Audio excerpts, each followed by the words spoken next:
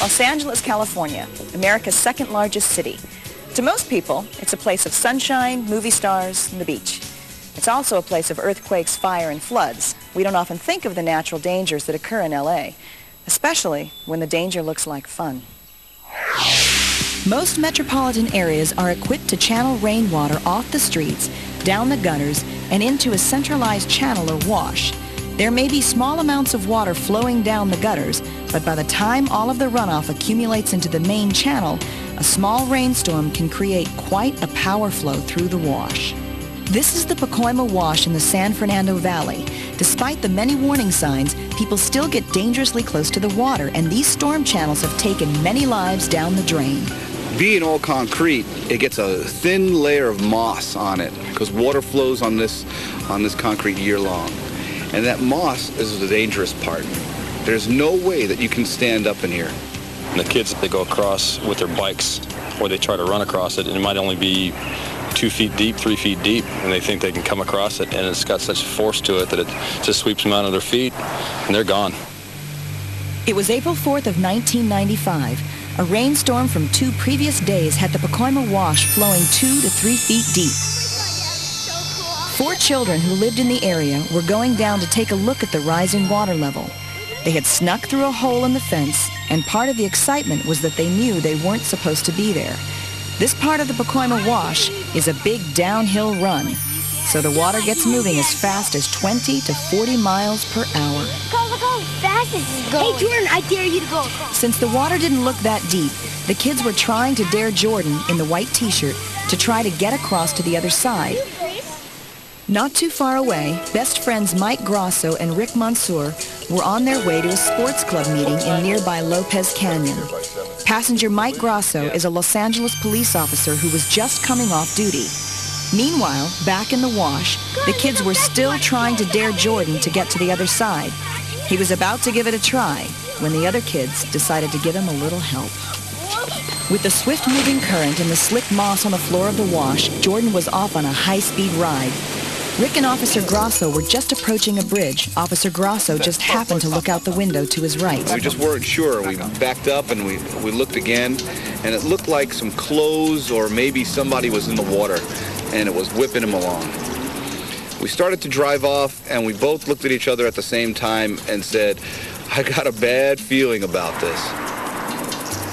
As they sped through traffic and wound around to the next wash overpass, Officer Grosso could see out the van window that the object he spotted earlier was coming down the wash.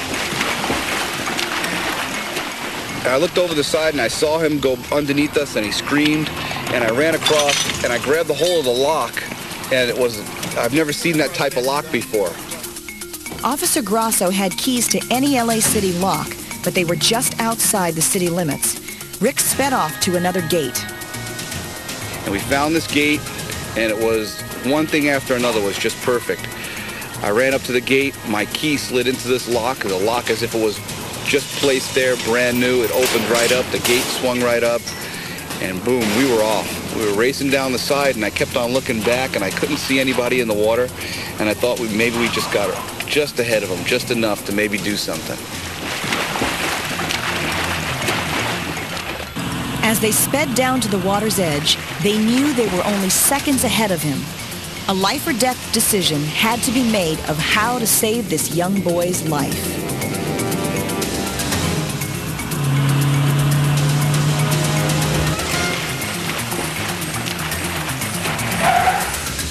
This whole area is a downhill run, and he got up to almost 40 miles an hour on this run. I saw him coming down. I had enough time to look at Rick, yell at him to call 911. I reached down, I pulled my belt open, and I looked over, and I saw him come up out of the water, and when he came up out of the water, water was just dripping out of his mouth. It looked like he was already in shock, and that was it.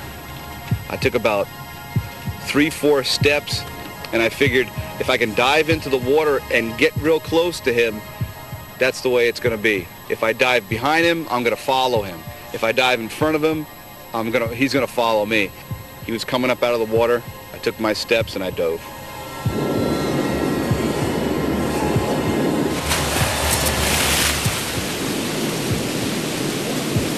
I was flipping around. I felt the buoy in one hand, and I had something else in my other hand. And when my head cleared water, I had the buoy in my left hand and a man in my right hand. The other man was underneath the young boy in the wash. That's why Officer Grasso didn't see him. He clutched firmly to both of them as all three went down the river. Meanwhile, Mike's friend Rick Mansour had contacted 911, where they dispatched the Los Angeles City Fire Department hook and ladder from Fire Station 98 to the scene. The three continued to be swept down the wash. The third man had kept the boy afloat and literally saved his life. But who was this man, and why did he risk his life? I kept the boy in my left hand, I kept the man in my right hand, and we raced towards the wall. About 50, 60 feet before the wall, my brain kicked in and said, if we're traveling this fast and you hit that wall, it's going to tear your arm off. And so at the last minute, I just leaned my body across.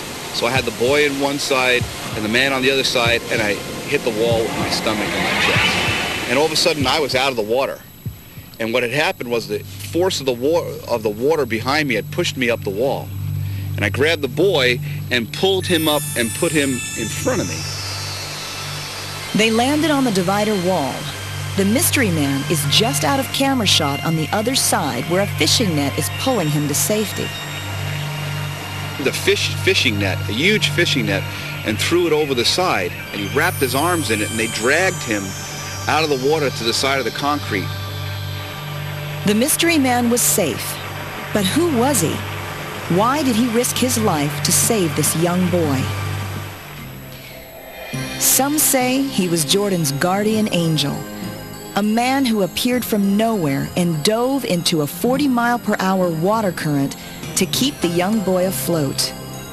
An angel that appeared where no one was supposed to be and jumped in against all odds.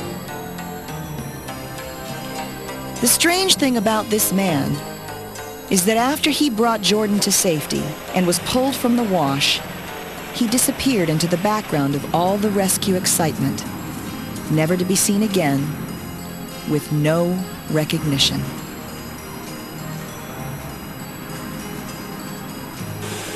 The Los Angeles Fire Department lifted Jordan to safety. He had no idea that if this mystery man and Mike Grasso had not miraculously come across his plight, he was destined for an ill fate. Jordan's temperature was 89 degrees. He had lost some 9 degrees of his body temperature. Officer Grasso was brought to safety, and both he and Jordan suffered from hypothermia. They were rushed to a nearby emergency room. Any Los Angeles police officer standing where I stood that day would have done exactly the same thing, which is true. So it's not me, it's just that someone else, someone larger than us, didn't want anything to happen to Jordan, and he set up all these dominoes to fall just the right way. Everything worked out absolutely perfect, and everybody walked away and no one was hurt. For Jordan, the chance of his survival after falling in the wash was like winning the lottery. But for some reason, his guardian angel was waiting by the rushing current. And off-duty officer Mike Grasso completed the string of events that made Jordan's survival a true miracle.